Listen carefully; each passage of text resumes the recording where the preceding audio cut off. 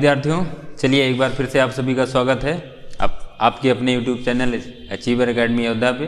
तो कैलेंडर का आज का लास्ट सेक्शन है। आज कैलेंडर आपका फिनिश हो जाएगा। इस वीडियो में कैलेंडर की जो बची हुई चीज़ें हैं हम लोग उस पर डिस्कस करते हैं, अभी तक का जो हुआ है। तो आज हम कैलेंडर पे आपको सिखाते हैं कि रिपीट कैलेंडर क्या होता है और कैलेंडर रिपीट कैसे होता है। तो सबसे पहले हम रिपीट कैलेंडर पे आएंगे, कैलेंडर की पुनरावृत्ति। तो पुनरावृत्ति का मतलब ये हो गया कि कोई कैलेंडर का वर्ष दिया जाएगा और पूछा जाएगा कि आने वाले साल में वो फिर से कब वही साल रिपीट होगा। रिपीट पे आपका जो दिन होता है 1 जनवरी से लेकर 31 दिसंबर तक, वही दिन उस साल में भी और आने वाले किस साल में भी 1 जनवरी से लेकर 31 दिसंबर तक वही दिन बढ़ेगा। तो जैसे हमने आपसे एक बोला कि 1990 का कैलेंडर किस वर्ष के कैलेंडर से सेम होगा, तो ये क्वेश्चन आपको ऑप्शन भी देगा। मान लो हम ऑप्शन भी साथ में लिख देते हैं। 1997 कह दिया, 2001 हो गया, ठीक, 1996 हो गया,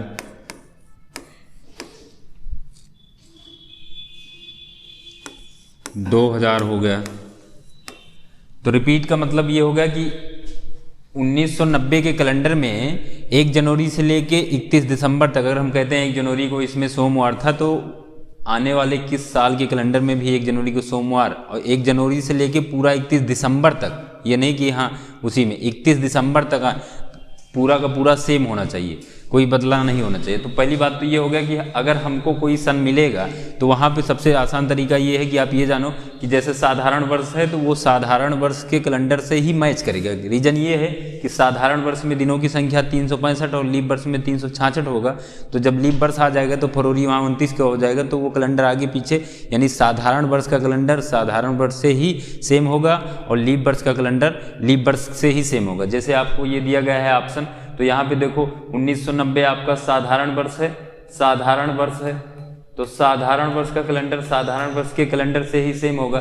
तो आप ऑप्शन में से हम सी वाले ऑप्शन को और डी वाले ऑप्शन को हटा सकते हैं। सी और डी इसलिए हट गया क्योंकि ये भी लीप वर्ष है और ये शताब्दी लीप वर्ष है। यहाँ भी 366 दिन होता है और यहाँ भी 366 दिन होगा, तो ये दोनों तो हो नहीं सकते। अब बचा आपका 1997 और 2001। तो इसमें देखेंगे कैसे हम जानेंगे।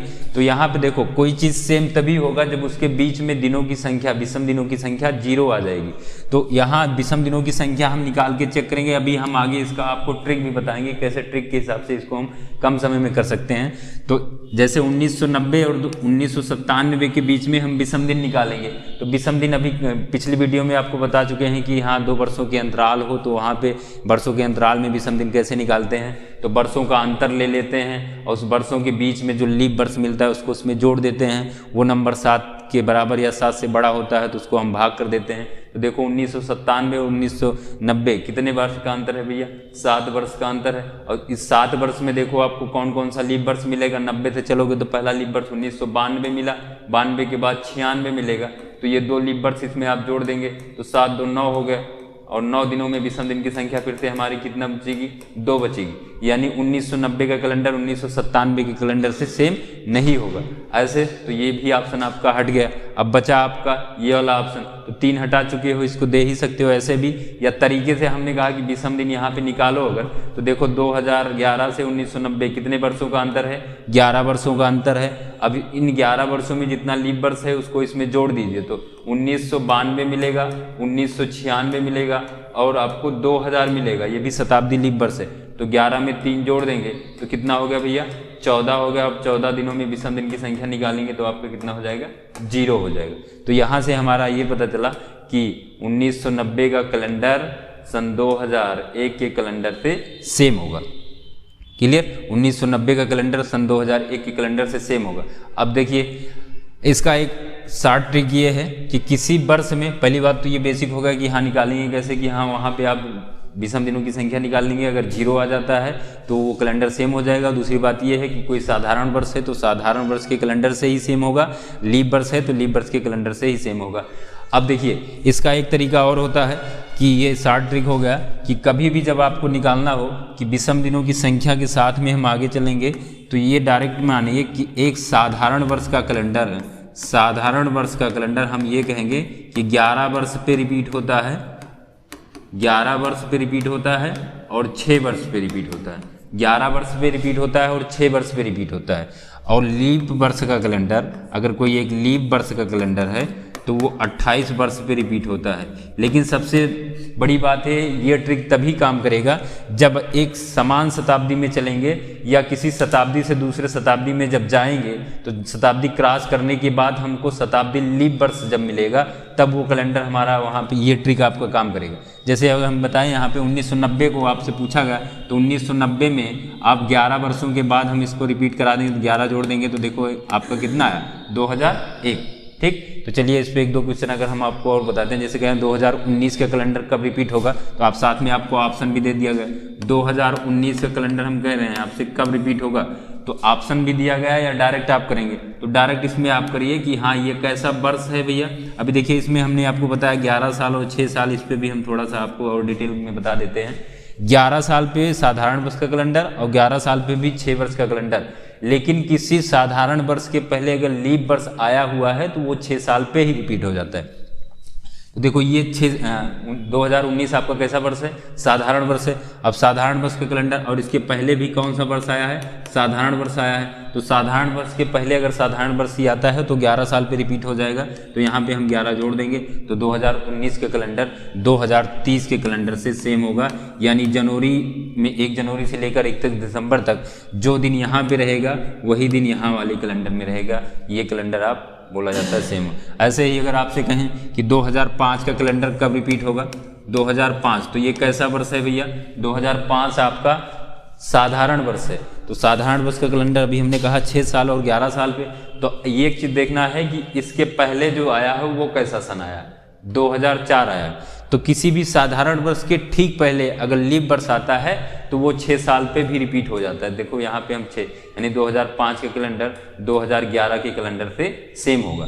अभी जो हमने आपको बताया कि उसके बीच में विषम दिनों की संख्या निकाल लो, अगर वो 0 आ जाता है तो कैलेंडर सेम हो जाएगा। अब देखो कैसे, अगर हम यहाँ पे हम विषम दिन की संख्या दोनों के बीच में निकालते हैं तो 2005 और 2011 कितने वर्ष का अंतर है, 6 वर्ष का अंतर है।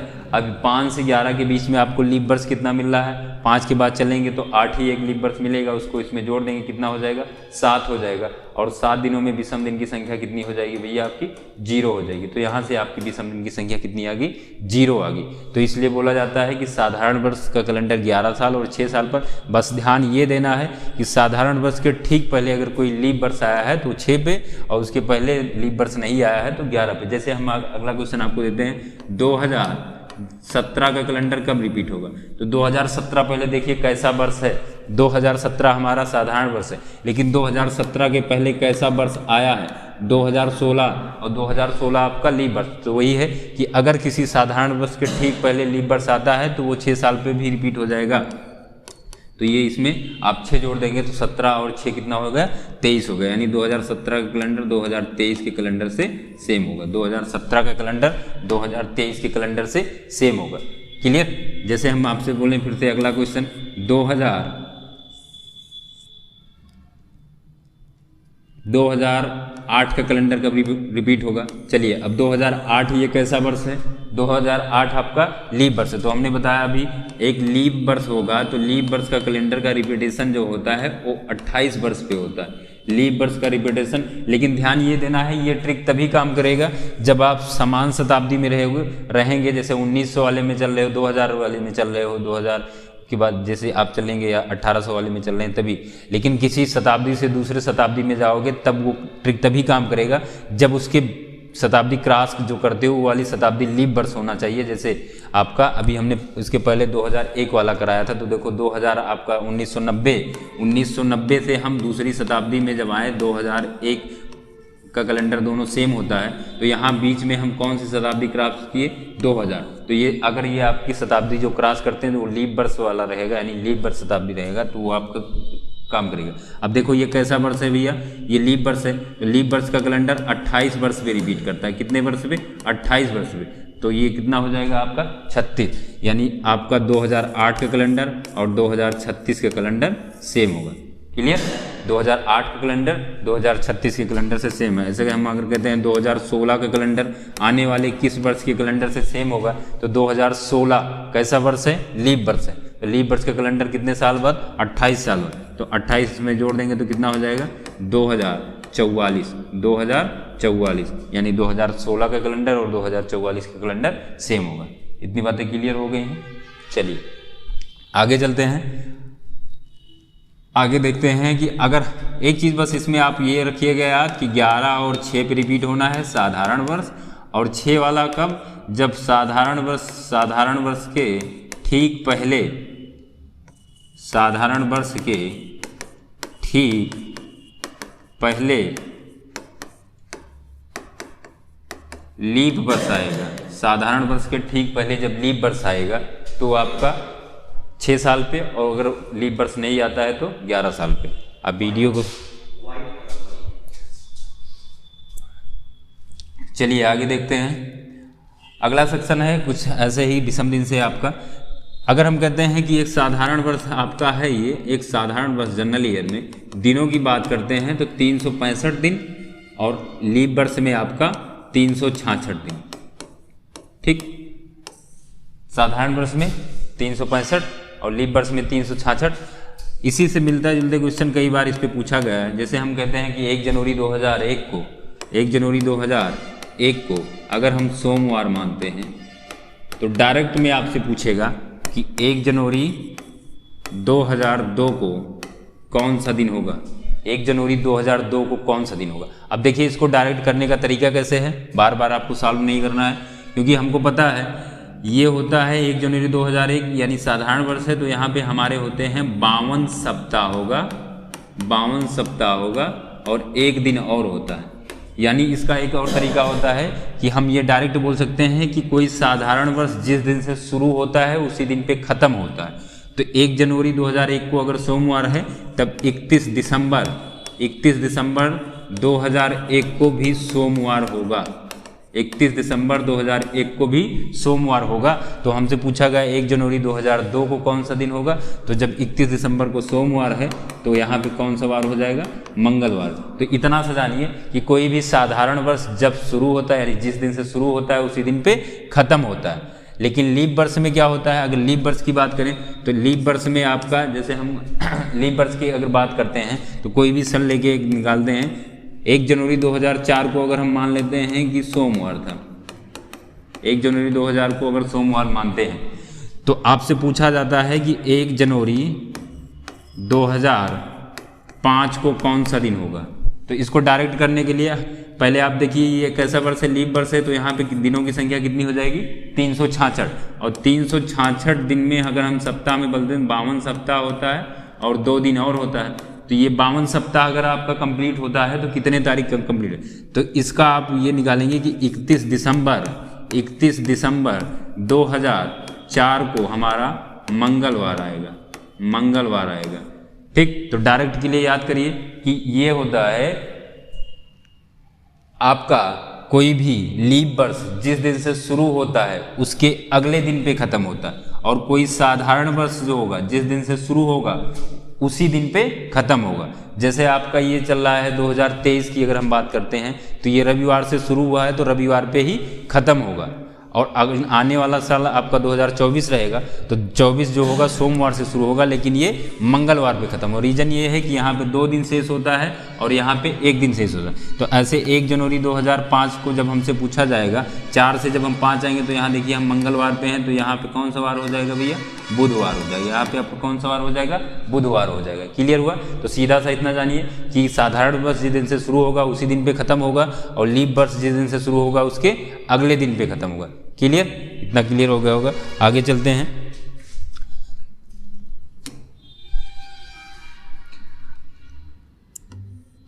आपसे क्वेश्चन में ये भी पूछता है कि ये इस टाइप का भी क्वेश्चन मिलेगा कि साधारण वर्ष में कितनी बार कौन सा दिन आ सकता है, साधारण वर्ष में सप्ताह के दिन कितनी बार आते हैं, तो उसका भी रीजन हम आपको बता देंगे कौन सा कितनी बार आने की संभावना होता है। जैसे अभी 1 जनवरी 2001 पे हमने सोमवार माना पिछले क्वेश्चन में, तो आपको यहाँ पे ये भी पता चल गया कि 1 जनवरी 2001 को सोमवार है तो 31 दिसंबर 2001 को भी हमारा सोमवार होगा, क्योंकि साधारण वर्ष जिस दिन से शुरू उसी पे ख़त्म। तो यहाँ पे हम देखें तो आपका टोटल 365 दिन है, 365 दिन।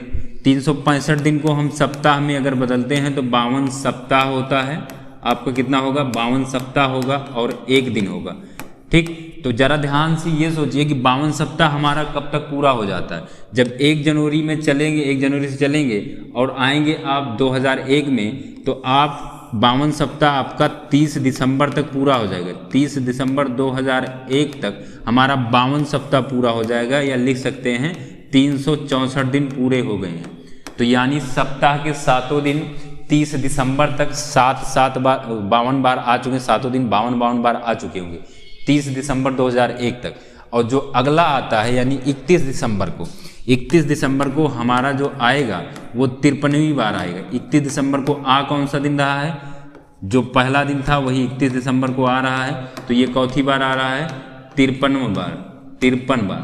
तो साधारण वर्ष का सीधा सा मतलब ये कि जिस दिन से शुरू होता है वो वाला दिन 53 बार आएगा। बाकी सब दिन कितनी बार आएंगे? बाकी सब दिन आपके 52 बार आएंगे। बाकी सब दिन कितनी बार? 52 बार। साधारण वर्ष में जिस दिन से शुरू होता है वो वाला दिन उसी दिन पे ख़त्म होता है। और इसी के साथ में ये भी जानिए कि वो वाला दिन जिस दिन से शुरू होता है वही वाला दिन 53 बार आएगा, बाकी सब दिन 52 बार। यानी ऐसे बोल सकते हैं कि यहाँ पे आपका पहला दिन आपका 53 बार, बाकी सब दिन 52 बार। ऐसे अगर हम लीप वर्ष में देखते हैं, 1 जनवरी 2004 को अगर सोमवार, तो यहाँ पे अगर हम बात करें तो यहाँ पे हमको मिला टोटल 366 दिन। और 366 दिन में हमको मिलता कितना है? 366 दिन में आपको 52 सप्ताह मिलेगा। 366 दिन में 52 सप्ताह मिलेगा और आपका 2 दिन और मिलेगा। तो 52 सप्ताह 2 दिन अगर हमारा यहाँ मिल रहा है, और आगे पीछे हम आपको ये भी बता चुके हैं कि ये शुरू होगा जिस दिन से उसके अगले दिन पे ख़त्म होता है। तो अगर यहाँ पे हम निकालें 31 दिसंबर 2004 को मंगलवार, 31 दिसंबर 2004 को कौन सा दिन आएगा? मंगलवार आएगा। जब 31 दिसंबर 2004 को मंगलवार है तो उसके पहले 30 दिसंबर 2004 को हमारा कौन सा दिन होगा? सोमवार होगा। अब हम सप्ताह की बात कर लेते हैं। तो 1 जनवरी 2004 से जब चलेंगे 2004 में, तो हमारा 52 सप्ताह कहाँ तक पूरा हो जाएगा? 29 दिसंबर 2004 तक हमारा 52 सप्ताह पूरा हो जाएगा। या बोलें कि हम 52 सप्ताह पूरा कर लेंगे या 364 दिन पूरा कर लेंगे। ठीक, 52 सप्ताह पूरा कर लेंगे या 364। जब यहाँ तक 52 सप्ताह हमारा पूरा हो जा रहा है तो सप्ताह के 7 दिन 29 तारीख तक कितनी बार आ चुके होंगे? 52 बार आए। अब ये जो दोनों दिन आ रहे हैं ये चौथी बार आ रहे हैं? 53वीं बार आ रहे हैं। ये चौथी बार आ रहे हैं? 53वीं बार आ रहे हैं। तो सीधा सा ऐसे समझिए कि लीप वर्ष में जिस दिन से शुरू होता है उसके अगले दिन पे ख़त्म होता है, और लीप वर्ष के प्रथम 2 दिन यानी जहाँ से शुरुआत होती है वो 53 बार आएंगे, बाकी सब दिन 52 बार आएंगे। साधारण वर्ष में जिस दिन से शुरू होता है उसी दिन पे ख़त्म होता है, और साधारण वर्ष का प्रथम वाला दिन, पहला दिन 53 बार आएगा, बाकी सब दिन 52 बार आएंगे। क्लियर? इतना हम क्लियर हो गया होगा तो आगे चलते हैं। इतना क्लियर हो गया तो आगे चलते हैं। अब आपको एक अगला हम लेके आ रहे हैं कि जब आपको कोई डेट देगा, उस डेट पे आपको किसी दी गई तारीख पे दिन की गणना करना हो, तो वहाँ पे हम कैसे? अभी तक जो हम इसके पिछले वीडियो में आपको बताए थे वहाँ पे आपका ये था कि हाँ, कैलेंडर में जब हम पीछे बताए थे किसी एक डेट पे आपको दिन पता रहता था, उसके हिसाब से हम अगली डेट पे दिन को निकालते थे। ठीक, अब यहाँ पे जो हम आपको बताने जा रहे हैं, यहाँ जो है कि कोई एक डेट आपको देगा, उस पर आपको दिन निकालना रहेगा। तो पहले आपको इसकी पहले की वीडियो में हम आपको बता चुके हैं कि 100 वर्षों में, 200 वर्षों में, 300 वर्षों में और 400 वर्षों में कितना लीप वर्ष होता है। अगर लीप वर्ष के साथ साथ में हम यहीं पे चलें, लीप वर्ष के साथ साथ में हम 100 वर्षों, 200 वर्षों और 300 वर्षों तथा 400 वर्षों में विषम दिन निकालें। इसका यूज आगे है, इसलिए आप साथ में यहीं पे 8 डेज की हम बात कर लेते हैं, तब आगे आपको क्वेश्चन पे लेके आते हैं।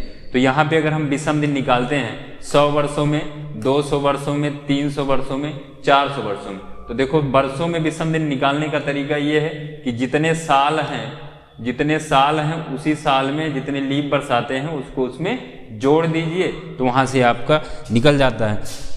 जैसे हम आपसे पूछे कि 15 वर्ष में कितना विषम दिन होगा, 15 वर्ष में, 15 दिन में नहीं पूछा, 15 वर्ष है।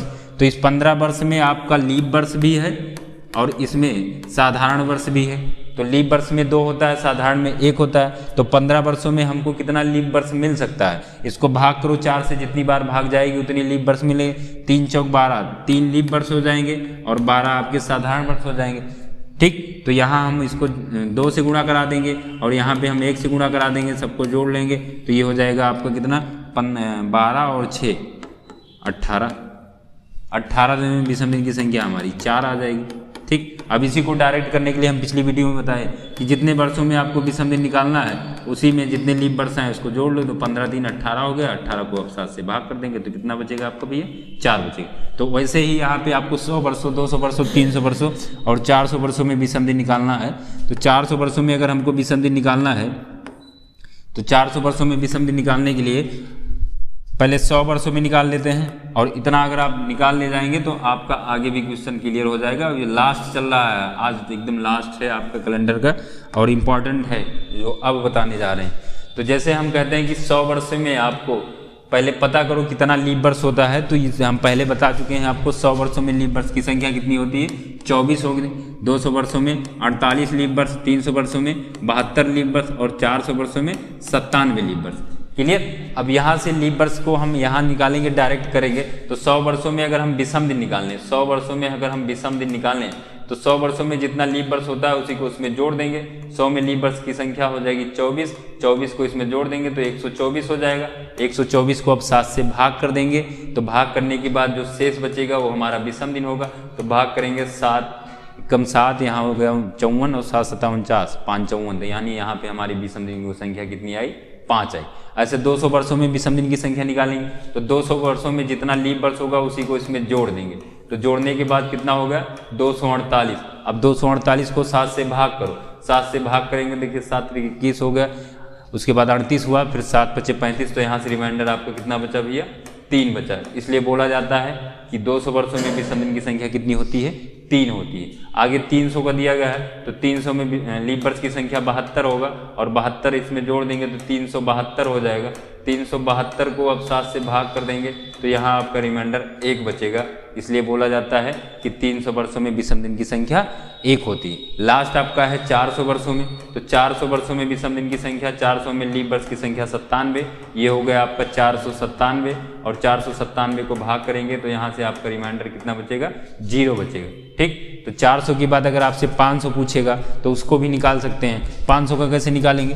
500 का वैसे निकालेंगे जैसे आपको 500 को हम लिख सकते हैं 400 + 100। तो 400 में 0, 100 में 500। अगर 600 का पूछता है तो 600 को ऐसे लिखेंगे 400 + 200।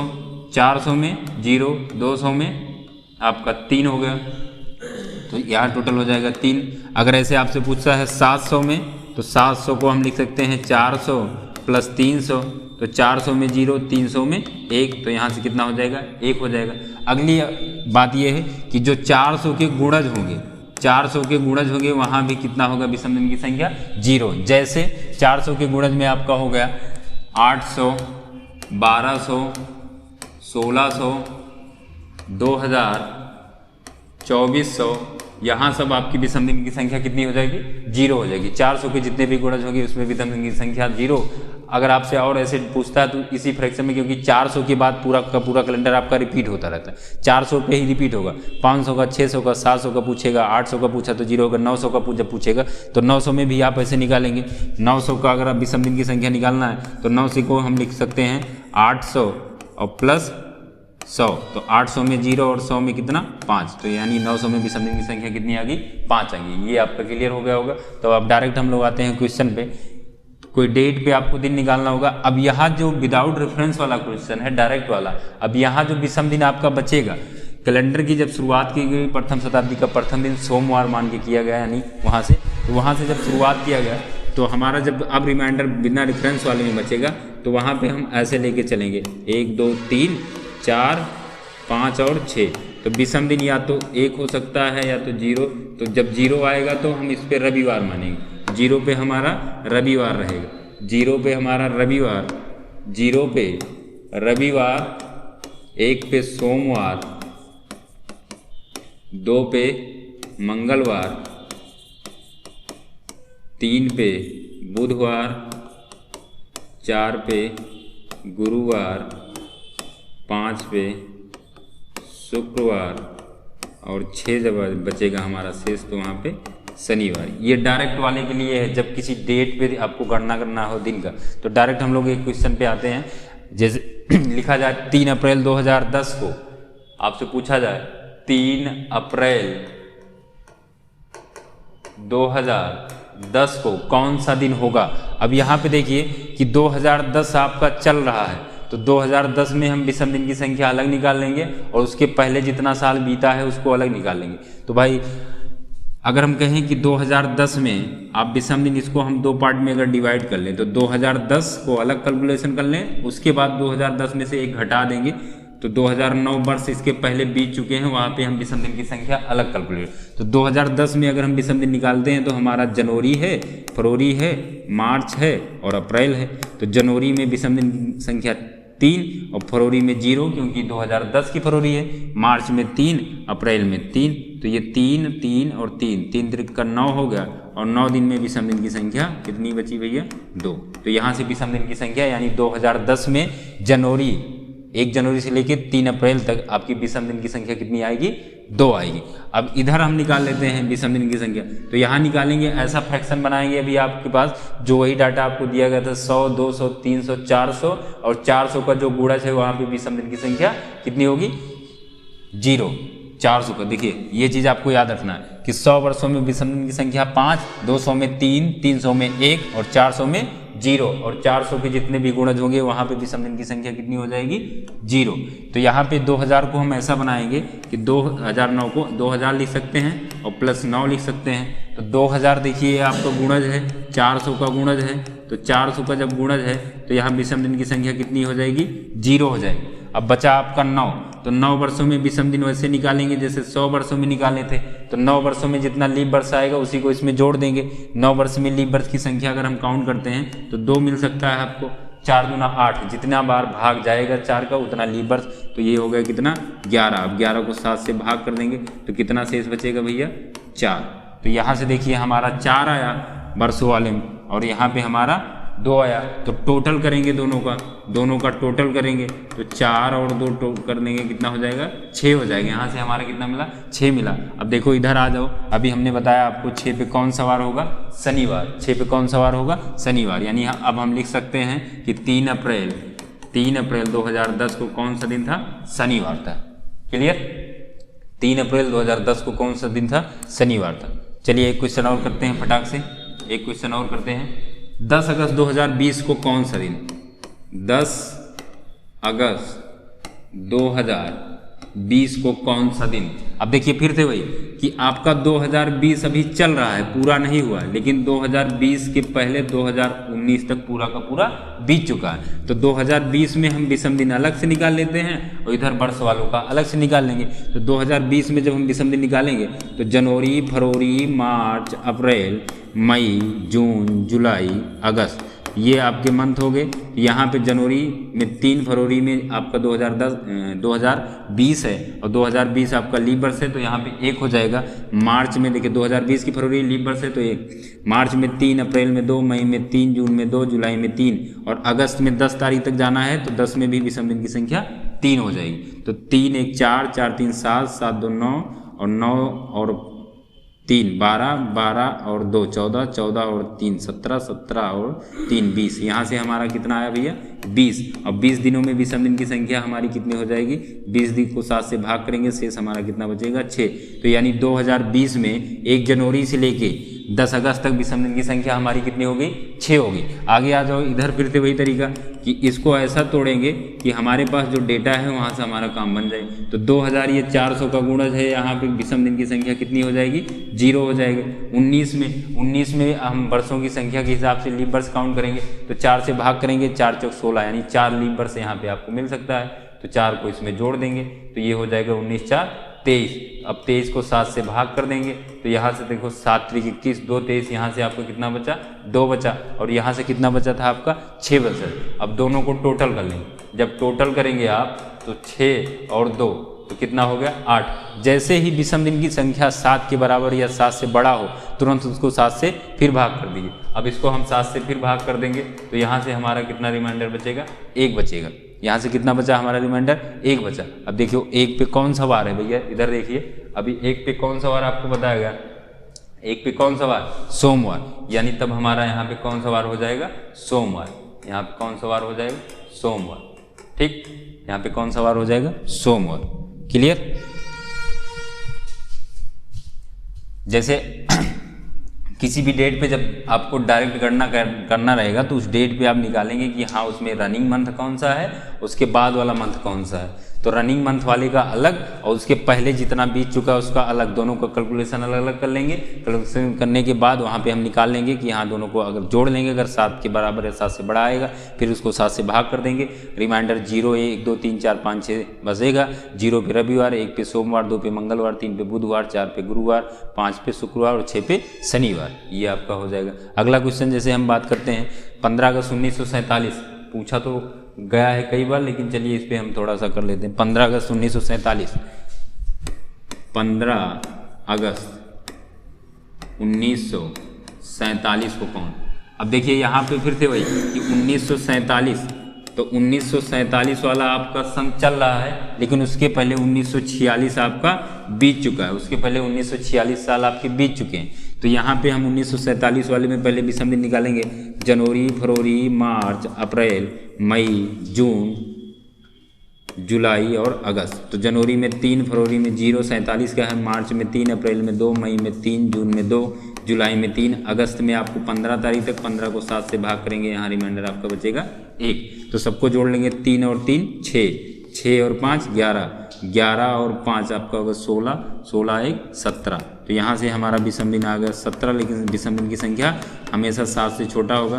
तो यहाँ से हम 7 दूनी 14, 3 17, कितना बचा, 3 बचा। इधर आ जाएंगे, इधर अब आपके पास जो डेटा है 100, 200, 300, 400 वाला, उसी हिसाब से ऐसे बनाएंगे। 1600 प्लस 300 और प्लस 46 कर लेंगे। तो 1600 400 का गुणज है यहाँ पे कितना, 0। 300 में कितना विषम दिन, 1। 300 में कितना, 1। और 46 में आप निकालेंगे वैसे जैसे अभी निकालते हुए, पहले 46 में काउंट करेंगे कितना लीप वर्ष होगा। तो 4 का भाग जितना बार चला जाएगा उतना लीप वर्ष होगा। तो 11 चौक 44, यहाँ पे कितना लीप वर्ष हो गया आपका, 11। तो 11 को इसमें जोड़ देंगे तो ये हो गया आपका 57, और एक यहाँ से भी जो हो जाएगा इसको भी जोड़ देंगे तो टोटल हो गया 58। एक इसको भी यहाँ पे जोड़ें तो 58 हो गया। 58 को आप 7 से भाग करेंगे, 7 8 56, तो यहाँ से रिमाइंडर कितना बचा, 2 बचा। अब देखो यहाँ से 3 आया और यहाँ से 2 आया। अब दोनों को हम टोटल कर लेंगे, टोटल करेंगे 3 और 2 तो कितना हो गया, 5 हो गया। और 5 पे कौन सवार होता है भैया, शुक्रवार। इसलिए हम बोलेंगे कि 15 अगस्त 1947 को कौन सा दिन था, शुक्रवार था। क्लियर।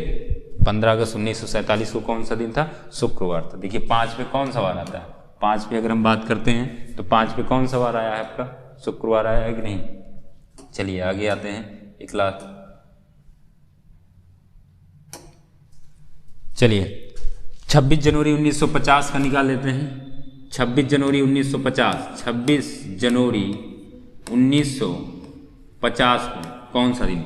अब यहाँ पे देखिए कितना साल बीत चुका है और कौन सा चल रहा है। 1950 आपका चल रहा है, 1950 रनिंग में है और 1949 साल आपके पूरे के पूरे बीत चुके हैं। तो यहाँ पे हम अगर निकालेंगे तो जनवरी में ही जाना है और जनवरी में कितने तारीख तक, 26 तारीख। तो यहाँ भी सब दिन की संख्या हमारी कितने, 7 21 5, यहाँ से रिमाइंडर हमारा आ गया 5। यहाँ फिर वैसे निकालेंगे, इसको ऐसे तोड़ेंगे, 1600 300 और प्लस 49। तो 1600 में 0, 300 में 1, 49 वर्षों में ऐसे निकालेंगे।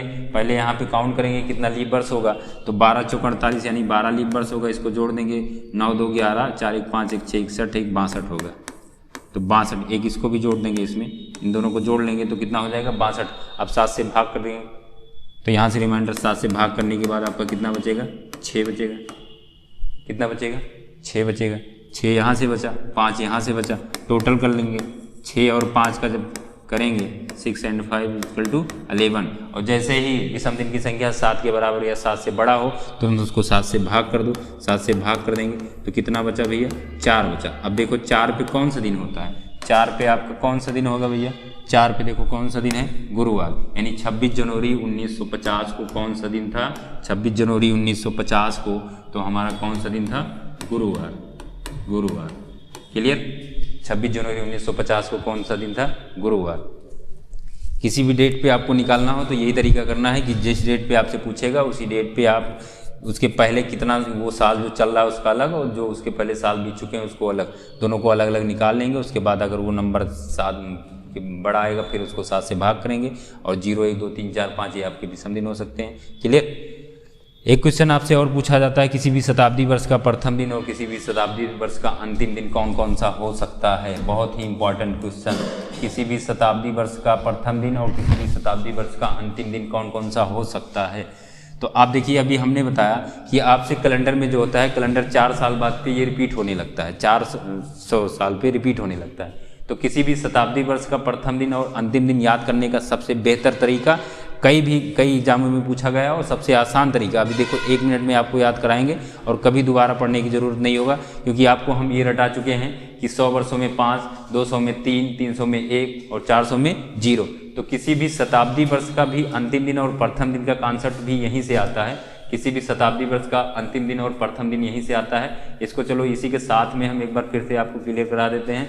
आज की वीडियो में कैलेंडर आपका फिनिश, कैलेंडर का जो भी क्वेश्चन होगा आपके पास उसको आप कमेंट कर सकते हैं या जो नंबर है उस पर भी आप व्हाट्सअप कर सकते हैं, वहाँ से आपको उसका सलूशन मिल जाएगा।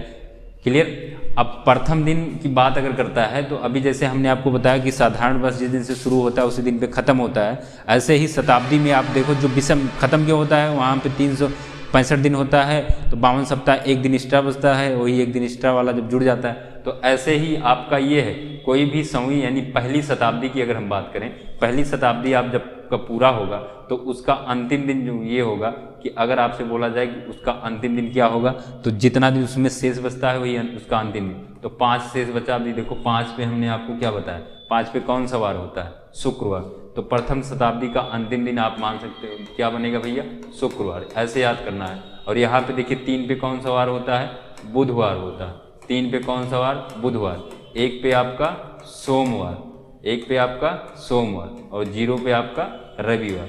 तो कभी भी जब आपसे क्वेश्चन पूछेगा तो बस यही, किसी भी शताब्दी वर्ष का अंतिम दिन 0, 1, 3, 5 इसी को याद कर लीजिए, ये अंतिम दिन होगा। और प्रथम दिन क्योंकि 400 वर्षों के बाद पूरा का पूरा कैलेंडर, अब हर 400 वर्षों के बाद आपका कैलेंडर रिपीट होता रहता है, तो इसी में एक एक दिन बढ़ा दो, एक एक दिन सब में बढ़ा देंगे। जब एक एक दिन बढ़ा देंगे तो आपको जब क्वेश्चन पूछेगा ऑप्शन में तो कहेगा कौन सा हो सकता है, तो उसमें से एक कोई ऑप्शन रहेगा। तो इसको याद करने का तरीका, किसी भी शताब्दी का अंतिम हो गया, आपसे प्रथम पूछेगा तो प्रथम के लिए अंतिम के बाद वाला ही प्रथम में, क्योंकि 400 वर्षों के बाद कैलेंडर रिपीट होता है। तो इसी में हम कहें सोमवार के बाद, शुक्रवार के बाद आपका शनिवार, शनिवार के बाद आपका गुरुवार।